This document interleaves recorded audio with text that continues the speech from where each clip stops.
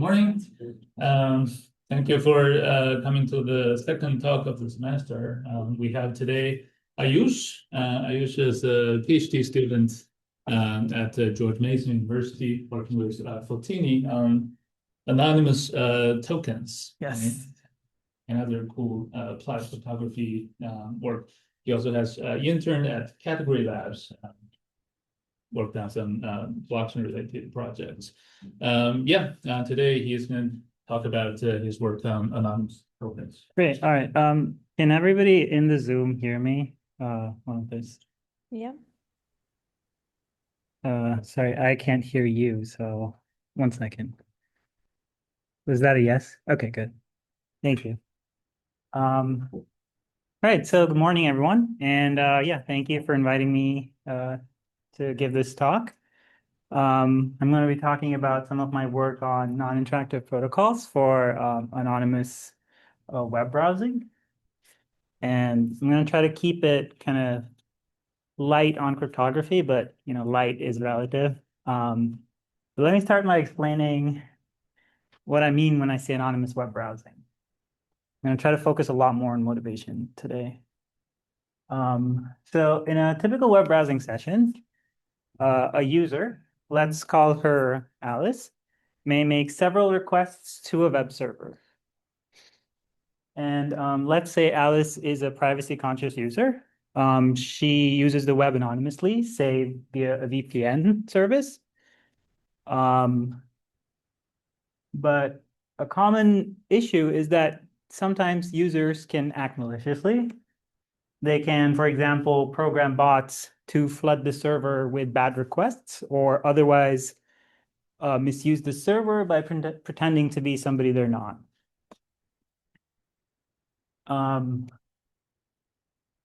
In fact, bots accounted for nearly half the overall internet traffic between 2023 and 24, making some order of like billions of requests per day. And just within a year, this number has grown to be over half the internet traffic. And somewhat not surprisingly, most of it is driven by sort of the AI-related growth, where a lot of these bots are really just AI scrapers or AI-powered bots. But it turns out that even though some percentage of these bots are benign, a large fraction of them are actually malicious scrapers or fraud bots that put a significant strain on our web services. So to address this state of affairs, we bring into the picture the goals of anonymous web browsing, which are essentially to establish some sort of unspecified notion of some vague or broad notion of trust in honest users, to convey that notion of trust to web servers, and to do so without revealing identifiable user information. So how does this work in practice? Some of you are, well, most of you, probably all of you would already be familiar. A common mitigation is to use Turing test, challenge response Turing tests like CAPTCHAs, where, for example, when a server receives a request from a suspicious user, the server calls on the CAPTCHA API, which sends a puzzle, and the server forwards it to the user. In practice, the server might actually make the user talk directly with the API, but this is easier to look at. The user will prove that it's not a user, but it's an honest user not a bot, by solving the puzzle. And it sends the solution to the puzzle, and the server can be convinced that the user is an authentic user. And yeah, a real person. But oftentimes what happens is, when that same user comes back again, remember, this is all happening behind some VPN, so you get like a bad IP or something. You might have to do this step again. and over again, like sometimes even just for like something as simple as a Google search. This happens to me like half the time. And this can quickly become frustrating. In short, making users repeatedly solve CAPTCHAs is annoying and sort of disincentivizes anonymous web browsing. You just turn off your VPN so you don't have to deal with that. The good thing is that there's a pretty simple way to circumvent this. And the idea is that, you just make you have some trusted authority which issues some sort of redeemable vouchers to honest users for solving these puzzles. And this sort of broadly retains the original design objectives of anonymous web browsing that I mentioned previously. So here's what that would look like in practice. Alice will engage in an issuance session with some trusted signing service. So for example, Google runs a signing service, just as an example, where it sends Alice a puzzle. Alice proves that she's not a robot, and she gets some redeemable vouchers or tokens in return. Then later, when she wants to use a website, she can present the token and an ID for Google, so a public key, for example.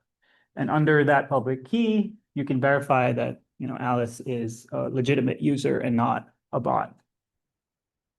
And this sort of verifies the authenticity of the token and by extension of the person holding that token. And yeah, so this meets all the design goals to privately establish and convey trust in honest users. And there has been a significant push by major sort of industry stakeholders to standardize these anonymous token schemes. Some of these companies also utilize them in their own privacy-related offerings. So there's Cloudflare's Privacy Pass, Google's private state tokens. Apple uses them in their private cloud compute as a sub-module. At this point, I want to pause and make sure that the motivation is clear, that I have convinced you to some extent that anonymous tokens are a useful primitive. And then after this, I'll switch to the big picture cryptography. One quick question. Yeah. So why can we actually not just collect tokens and give them to bots to use? You can, yeah, but it's you don't make it easy, right? I mean, you limit the number of tokens you issue at a time. So a user would have the amount of activity that bots carry out, like you would have to solve multiple puzzles to get a reasonable number of tokens. But what is the typical number of tokens for those examples? So like Privacy Pass does like between 30 and 100 per request. So small. Yeah. Small. Okay, so question, you said that those are like single use tokens? Yes. But are they more short-lived than the CAPTCHA?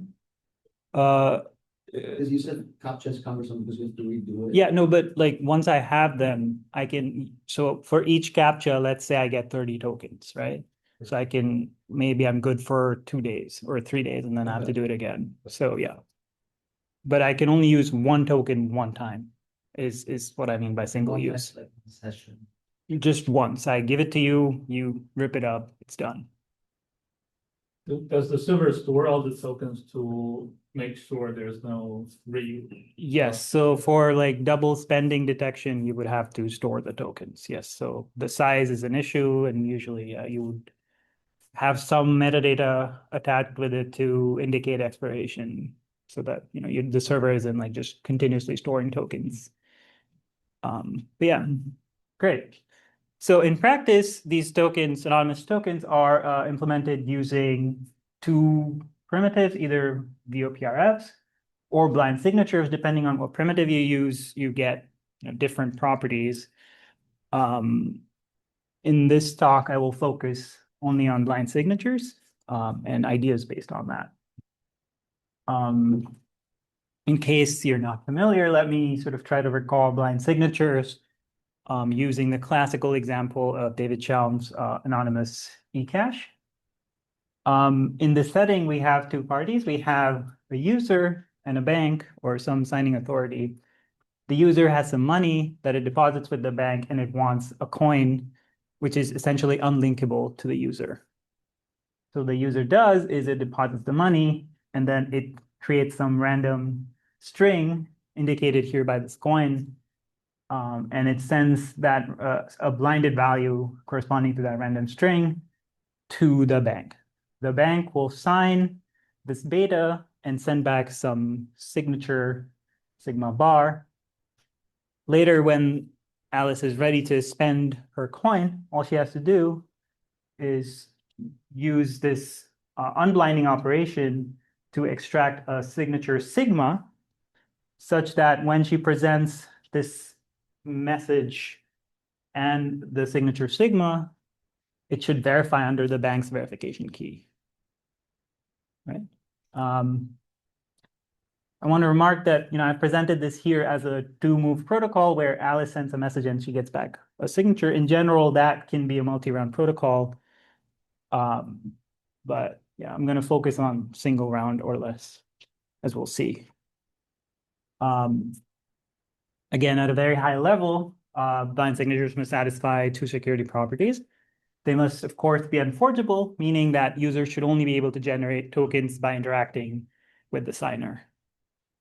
But more crucially, and as the name suggests, blind signatures should be blind in the sense that the signer should not be able to link the final message and signature pairs with any specific issuance session. Right? So that's the sense in which they are sort of blind or anonymous. So given a coin, I should not be able to link it to the person that I issued it to. So let us try to understand how we would use blind signatures as anonymous tokens.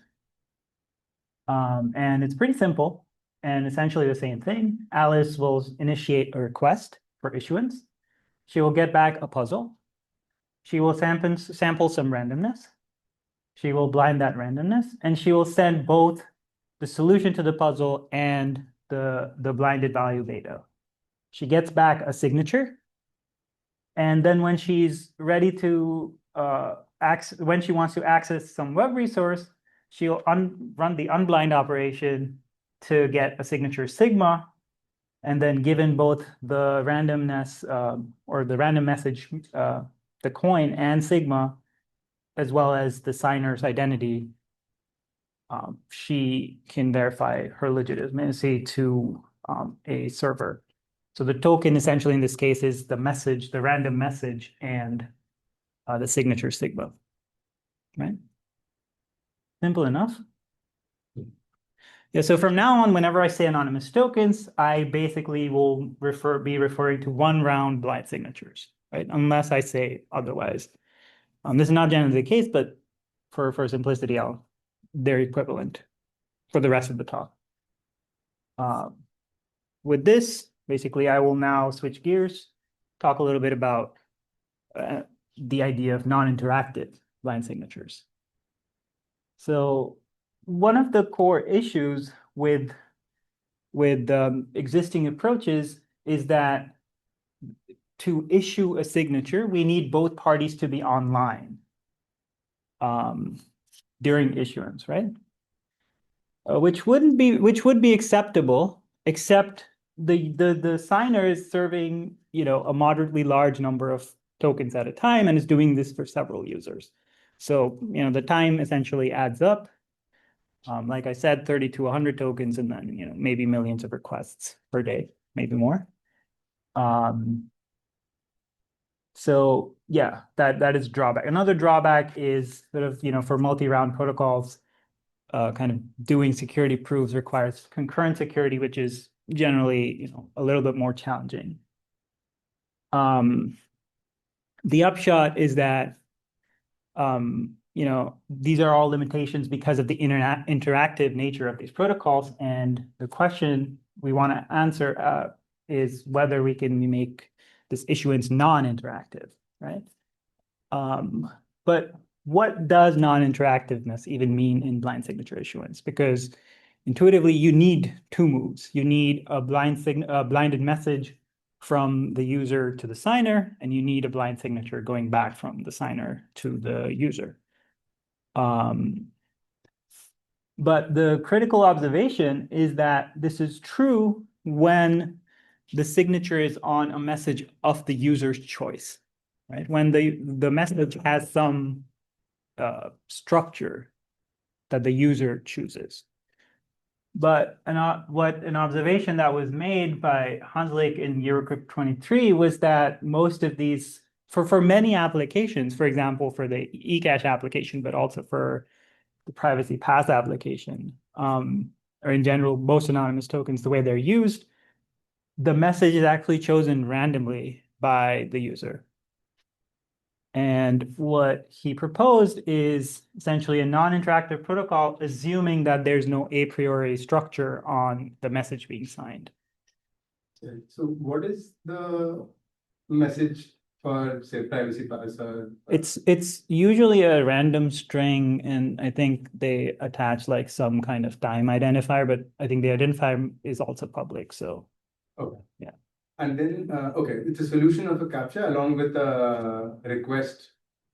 So when I say message, I mean specifically the message on which the signature is generated.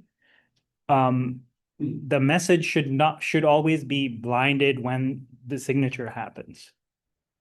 In the sense that when the signer should not see the actual message during the request. So you can't show the signer the CAPTCHA solution, or the signer won't sign the CAPTCHA solution. Right.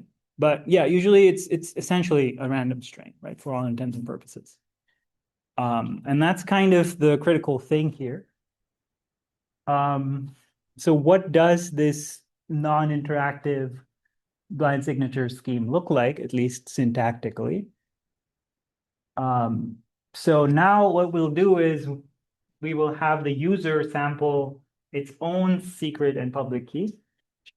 And then what the signer does when it wants to issue a signature to a user, it will simply sign the user's public key along with some randomness, so some nonce. And we call this value sigma bar the pre-signature. It sends over this pre-signature and the context. The context is usually, some public randomness, let's say, some nonce, yeah. And then using its own secret key, the user can derive both the message and the signature. The crucial thing here is that Alice gets to see the randomness of the user, but only she controls the function which derives the final random message, right? So this is what a non-interactive protocol for blind signatures would look like. If you want some more intuition, concretely, here's a generic way of doing this. Suppose the secret key, the user's secret key, is a PRF key. Her public key is a commitment to that PRF key. And the user's and the signer's secret and verification keys are just regular signature keys. What the signer does is it, again, signs the user's public key and the nonce. And then to derive a signature, basically the message will just be a PRF evaluation of the nonce using the secret key of the user, so the PRF key. And the signature will be a proof that the public key is a commitment to the PRF key such that she has a valid signature sigma bar on the public key. Yes. If the server is choosing the nonce instead of the user, does the user have some way of like checking that it's actually indeed random and not sort of engineered by a server? Yeah, so it's actually, so in one of our earliest papers on this topic, we show that whether you take the nonce as input in the signer's issuing algorithm, or whether it's an output of that algorithm, are both equivalent. So so in the output case, there is an adversarial setting where the signer controls the nonce. When it's an input, you assume there's some external randomness, and they end up being equivalent. So it doesn't end up being an issue, but yeah, that's a good question. Do the keys of the signer need to be honestly generated? No, for blindness, we assume the strongest property where the keys are generated by the signer. Yes. So even if they're generated maliciously, mu and sigma do not reveal any information about. That's right. That's yes. And also you mentioned, will you show a generic construction later, the proof thing that you just. I can maybe write it down on the board at some point. I didn't put a slide here for that, but the statement. So the statement does not include the pre-signature. It right. Have a commitment. So the instance of that statement is mu and vk, and the witness is basically SKU sigma bar C. And you're basically proving a PRF evaluation and the validity of the signature, as well as that PKU is a commitment to SKU. So 3 things. So user can derive one token from one phrase of each. Yes. So one token per currently, yes, that's true. And yeah, so the same validity check happens. Basically, given this mu and sigma, you should be able to verify it under the signer's verification key. So now the lay of the land for non-interactive blind signatures is as follows. We have pairing-based construction. We have generic constructions, which is kind of what I talked about earlier. And we also have works that instantiate these constructions with lattices and give some extra properties. What we don't have is we don't have a practical construction with batched issuance. So exactly what Fan just said, that given just a single or constant communication, a user is able to derive multiple or a batch of tokens, right? So that there is a construction we give one in our work BGY, but it's not very practical. The signatures are very large. So we want to resolve this, and maybe more to the point today, there's currently no support for threshold issuance. So I'll talk what I mean by threshold precisely, but intuitively, I think it should be, it's what you're probably thinking. And there's another aspect which I'll get back to. So let's look at this threshold issuance case. This is based on joint work with my advisor, Baldimtsi, and Lucian Hanzlik at CISPA. So this is, again, a non-interactive blind signature. And the threshold case is basically exactly what I think you're assuming, where instead of one signer, you have multiple signers with various secret keys and a shared verification key. And then to sign a blind, to provide a pre-signature, the ith signer will basically do the same thing as before, but instead of a pre-signature, it gives you shares of a pre-signature. And the user will essentially combine some threshold of these pre-signatures to derive the final message and signature. Right? And this should verify under the master verification key. Does that make sense? So the servers need to interact to at least decide on C? They can do it without interaction. C can be like some kind of timestamp or some hash of like the public key of the user concatenated with some fixed number. It's not, it doesn't have to be, they don't have to communicate. It doesn't have to be random, but it's still random. Yeah. And yeah, essentially the properties are the same. You want enforceability with, the usual threshold twist where you kind of want to control, you want the adversary to be able to control T-1 signers. In addition, we also need the property of efficiency to avoid trivial constructions, which requires that the final message and signature sizes should be independent of the number of signers. So it should not depend on n, the number of signers. Existing NIBS constructions do not support threshold issuance, so you can't use like the usual trick of doing linear secret sharing and kind of putting things together. So we had to come up with a new idea. Our starting point is the signature scheme by Pointcheval and Sanders from CT-RSA, I think, 2016. And it's a pairing-based signature scheme where a signature on this vector of messages is essentially given by some randomness h, and then h raised to x plus, whatever you see on the screen. And then where basically these x and yi values are the secret key, and then the verification key is in G2 with respect to these secret keys. And h is some uniform value. And for verification, you basically have a pairing check. And the security of this assumption is kind of based on the security of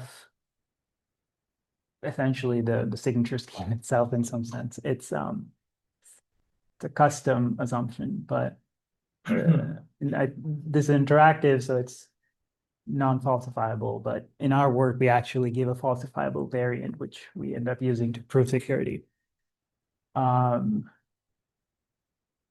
Anyway, so I'm not going to give you the gory details of the math of the construction. I think that would maybe not be worth going into right now, but the point is it can be done. The final message is kind of what I talked about. It is a sort of PRF evaluation of alpha, which alpha is the secret key, and kappa is, essentially something derived from that nonce. So this is a PRF evaluation of the nonce, and then the signature is a proof. But what we end up doing is we end up designing our system in a way where the proof can be, you can give the proof using a Sigma protocol. And in fact, we're able to make it efficient enough so that this gives you the fastest and the most compact non-interactive blind signature. So I haven't talked about threshold yet, but this is kind of where we start. So this is already the most efficient thing that exists. We don't have anything without pairings yet. Right, so now we want to thresholdize this. So yes, basically now what you do is you have a threshold of servers, each holding some SKI, which is a secret share of the master secret keys, as you would expect. And you would want to use the usual linear secret sharing trick, but for reasons it doesn't work off the bat. Essentially because you cannot really compute that guy. The signer doesn't know alpha to be able to compute that value. So you do some little simple algebra tricks, and eventually things work out. And the final message and signature have essentially the same structure. So yeah, the upshot is basically like, it's not directly, it doesn't fall out directly, but with some arm twisting using the nibs, you can thresholdize that, the PS signature based scheme.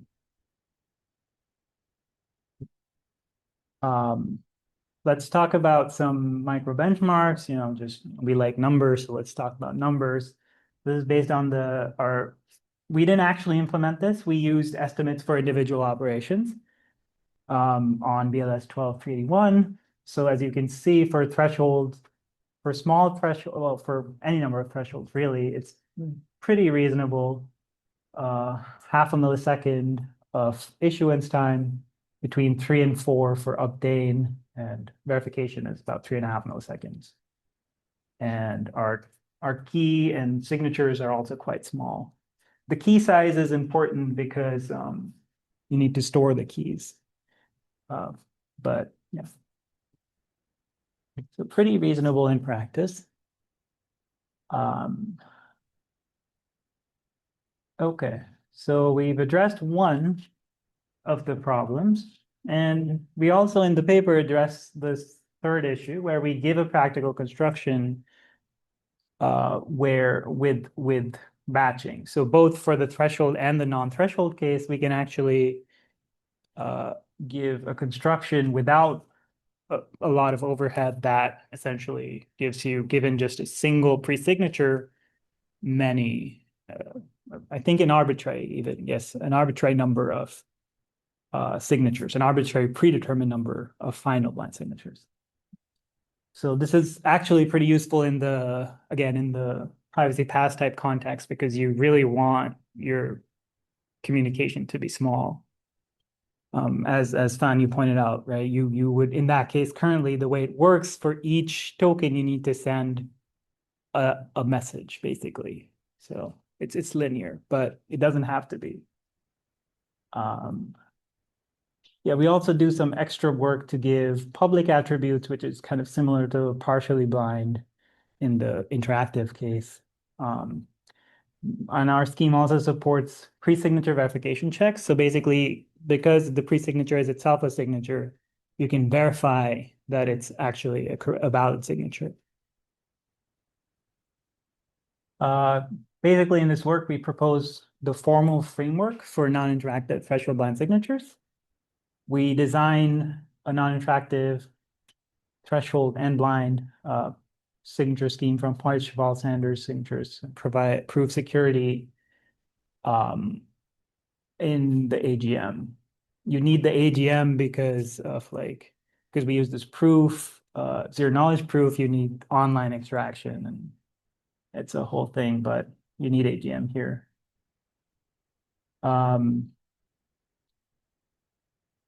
And yes, we give extensions to support public metadata, compact issuance, and pre-signature verification. And now I want to talk about this last thing that I didn't mention earlier, which is the support for private metadata. Private metadata is basically, yes. You mentioned at some point that there's no construction. Yes, no, there's no non-interactive blind signature construction. Actually, maybe that is not true anymore. I meant like group-based, not there's lattice construction. There are lattice constructions, but the question was like the generic construction you're looking here at. yeah, I guess concretely, but yeah, like, you know, I mean, doesn't need necessarily. yes, no, it doesn't. But I mean, I guess what I should have said was there's no, the point being like anything that is group-based and pairing free would be probably more efficient than even what we have, but nothing so far. Maybe there's even a lower bound, I don't know. Yeah, so what is this private metadata? I'll talk about it next. It's based on our work on anonymous tokens for private metadata, but again, anonymous tokens is just, in this case, one round blind signatures. So in our anonymous token scenario, suppose that somehow the server has learned that a user is malicious, right? And it wants to flag this user to other servers, but without alerting the user that it has been detected, right? So what we want is we want a way that the signer can embed a secret flag inside the final signature, such that somebody with some secret information can extract that flag, but the user doesn't learn what that flag is, or that even the fact that it has been flagged. Right, that makes sense? Right. So that's kind of what this design specification for ATPM kind of asserts. Again, like I said, the signer embeds a secret bit in the pre-signature and using some secret extraction key, which need not be the same as the signer's secret key. The final message can, you can extract the bit from the final message and signature. And basically the goal, the point of having this flag is to flag malicious activity by users. And the way that signers determine this maliciousness is like kind of secondary, but usually it's done with like some combination of like machine learning and security practices. So yeah, security properties. As before, we want enforgeability, we want unlinkability. And kind of like I hinted, you need privacy of that bit in the sense that nobody other than somebody, I say the signer here, but essentially nobody other than somebody with a secret extraction key should be able to learn anything about the bit. So again, the landscape of ATPM is that we have a few efficient constructions, both from standard assumptions and pairing and pairing free groups. But none of them are, well, but all of them are interactive. And so they have the same drawback of online issuance, meaning that the signer has to be online to compute these signatures. And if you think about it for a second, the benefit that non-interactivity is giving us is that the signer can basically pre-compute the pre-signatures in advance so that when a user comes in with a request, it has it ready to go. So you're shaving off those few milliseconds of latency per user per request. And there's a third aspect to it, which I'll come back to, but let's look at the second one.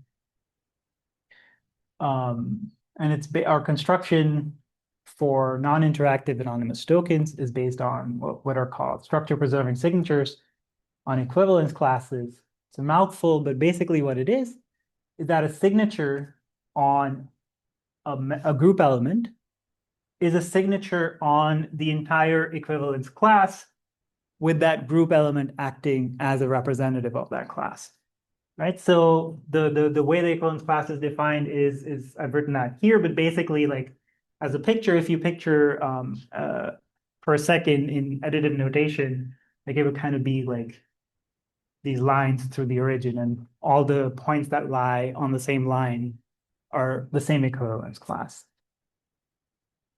And the nice thing about these equivalence class signatures is that given a signature on some representative of a class, you could derive a signature on any other element in that class without needing the signing key.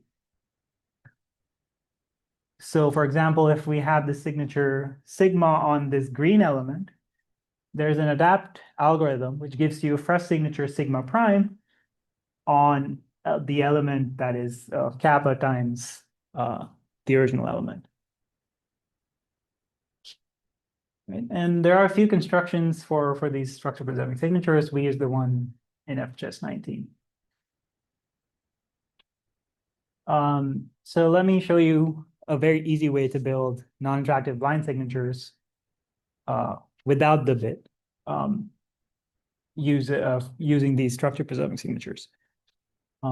So the signature is the signing algorithm of the SPS signature scheme.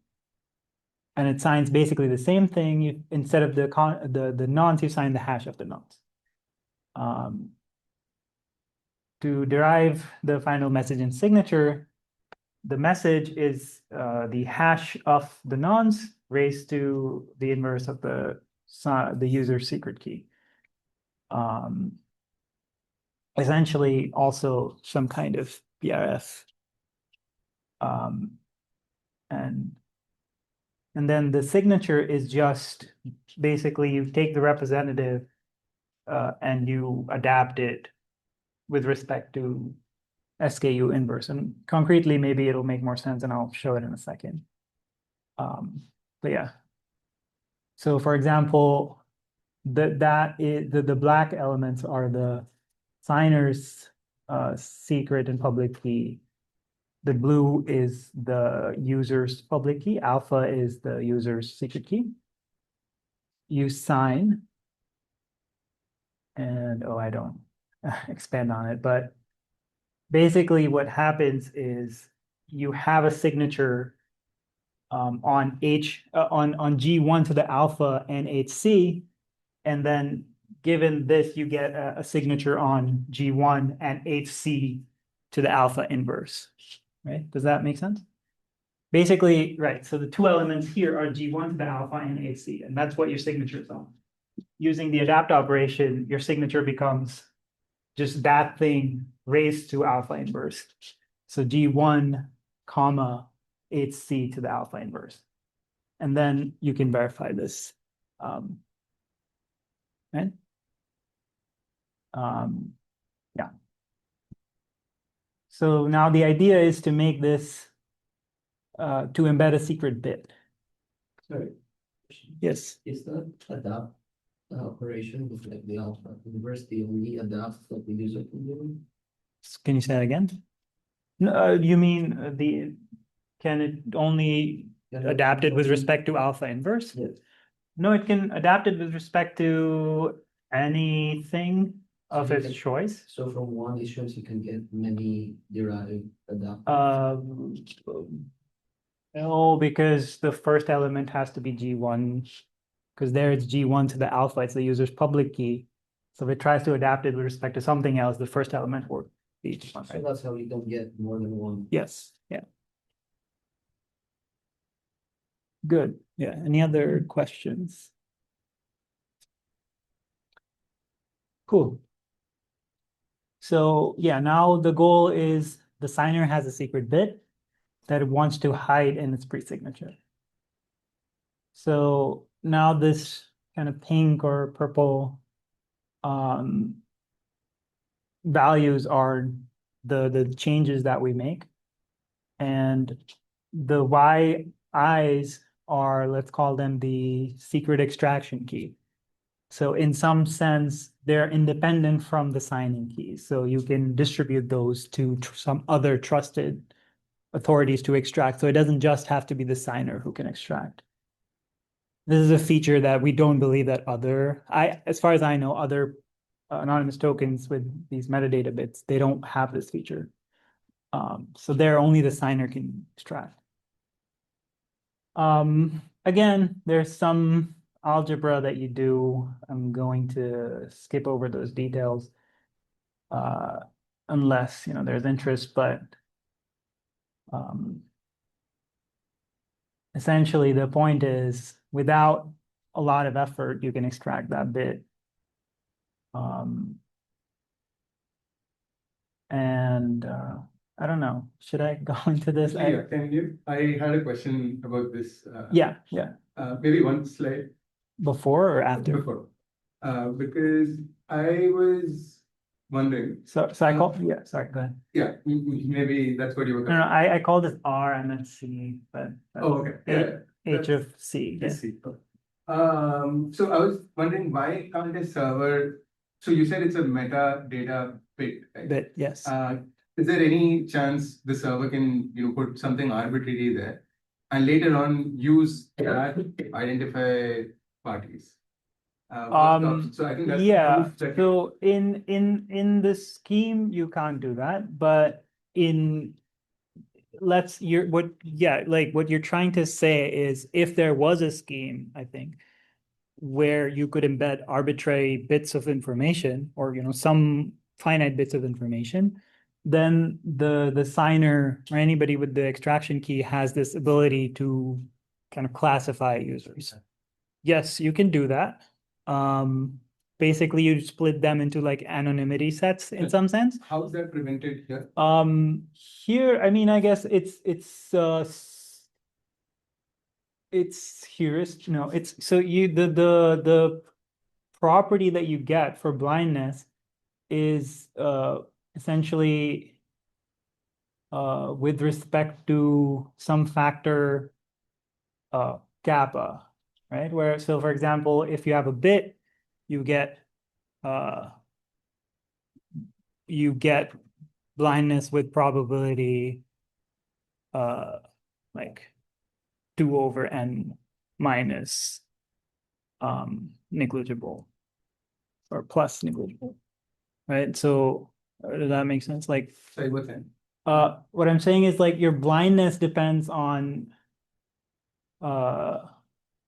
some factor. So in case of a bit, the factor is 2. So your blindness is that with probability no better than 2 over n plus negligible, you can link. N is in this case the number of Right. users. I guess my question is So- why should it be a bit B? And I think it's because there is a proof that the signer computes. Yes, Yeah. absolutely. Yes. I just wanted to see that. Yes. You have the signer always in any anonymous tokens with ATPM scheme, you have to prove that you embedded just a bit. Yes, that's And true. prove that It's a bit.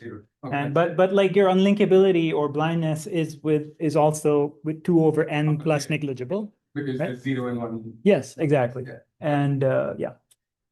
And so both things. Is there a generic construction where you encrypt the private metadata in an encryption scheme that later can be somehow randomized?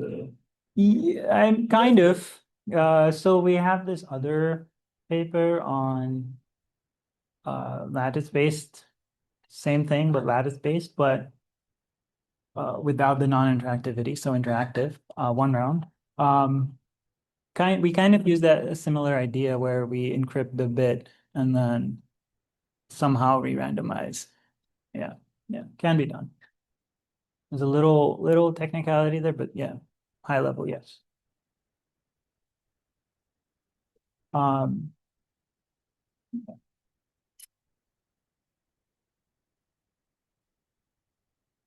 So the other interesting feature that we give is currently or in existing protocols, unlinkability somehow would indicate that you cannot identify double spending users. What you can do is you can detect double spending. What I mean is, let's say a user spends a token with server 1. And the server, there's some storage server or some authentication server which keeps track of these tokens that have been spent. The server tells the redemption server that this is a valid token, it hasn't been spent before. The user comes back, she tries to spend the token again with a different service. And in a detection system, the most you can do is you can detect that this double spend happened, right? But you cannot identify who did it, right? Blindness says you don't know who this user is, right? And so you can't really penalize users who are like misbehaving in your system, trying to double spend.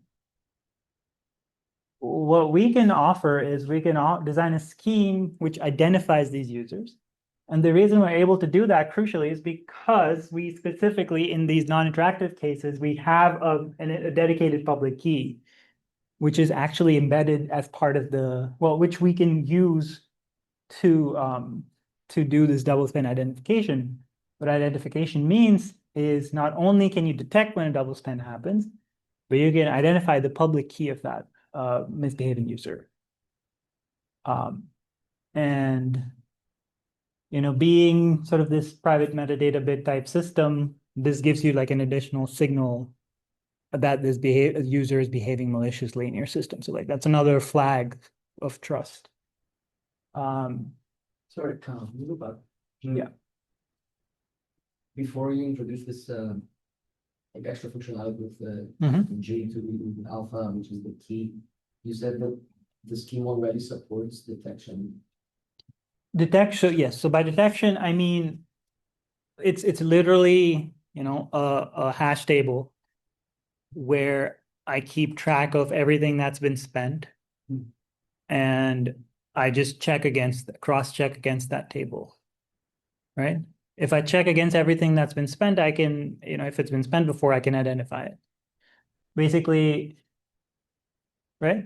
The reason you can detect that a double spend has Can you occurred. look at the metadata-bit version? You can do that in any system, yes. It doesn't have to be. Yeah, the bit is irrelevant, yes. Okay. It's just something that we do in this work. We haven't done it in our previous works, but Okay. yeah. But in an identification system, right? Detection you can do with any anonymous token system. Identification, presumably, well, at least to me, it makes sense, can only happen when there is some identifiable public key associated with the user. And yeah, I mean, how we do it is, of course, slightly more complicated, but in some sense, we encrypt the nonce and use that as a mask to the user's public key in such a way that if the user double spends, the way that mask is created will cancel out and you will learn G1 to the alpha. I have like extra slides, but I don't want to spend too much time on that right now. But yeah, that's the high level summary. We propose a formal framework for non-interactive anonymous tokens. We both design and implement these anonymous tokens. And we extend our construction to identify double spending. And here are some numbers. Again, pretty efficient. Just the second to the last column is without the double spending feature, and the last column is the extra milliseconds of time needed for the double spending feature. So not much worse. Yeah, this one we actually did implement, and you can find it on my GitHub.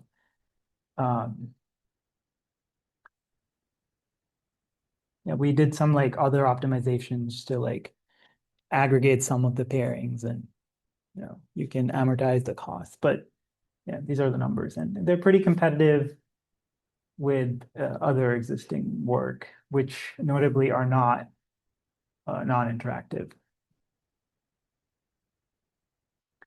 So there are some other applications for non-interactive blind signatures beyond these anonymous tokens.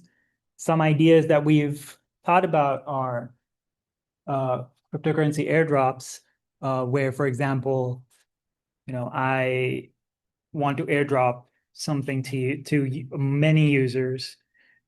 What is airdrop? And what I do is I look up your GitHub public keys, and based on those, I issue you pre-signatures. Using your secret key, you derive final signatures, and those become your tokens. And they're unlinkable because, I mean, they're not your GitHub account is not in any way associated with your wallet address, right? If that makes sense. But yeah. And another thing that I've thought about recently was something that Fan and Wenhao and Giannis have been working on verifiable aggregate receipts. And we believe non-interactive blind signatures would be applicable there as well. These are some of the other problems I've worked on or am working on. Some of these are doubled up, but broadly, these are my current active research interests.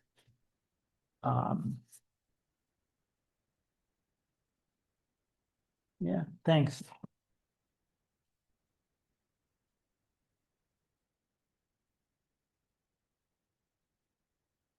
Any closing questions?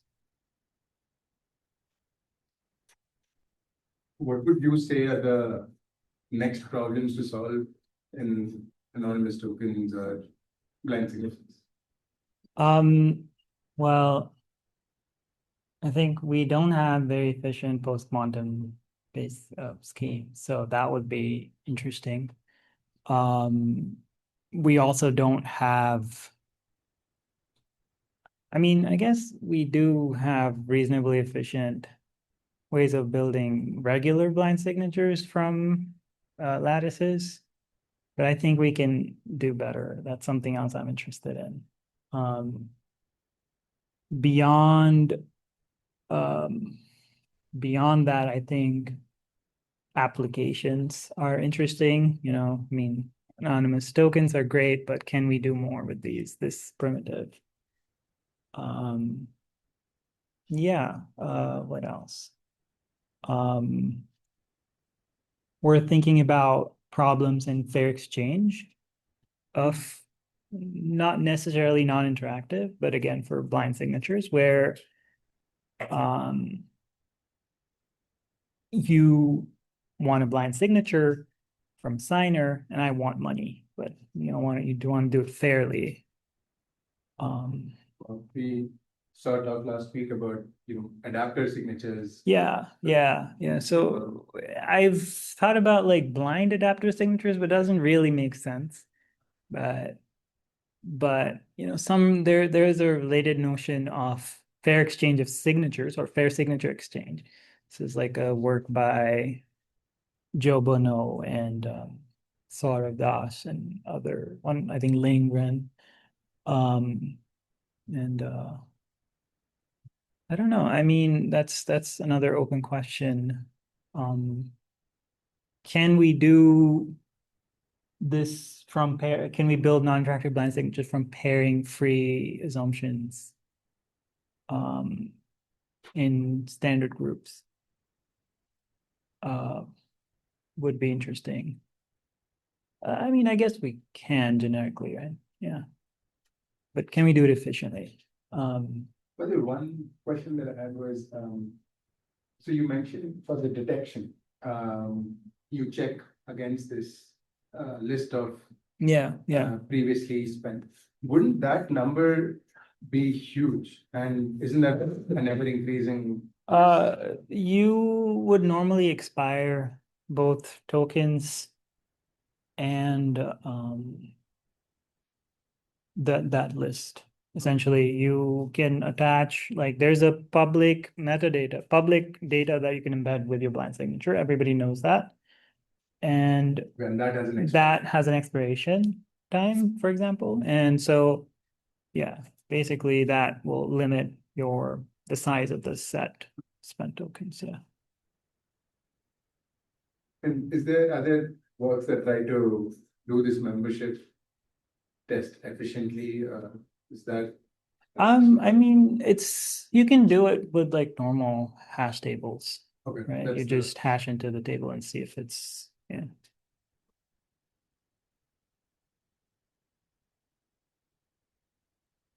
Cool. Cool. Yeah, that's fine. Thank you.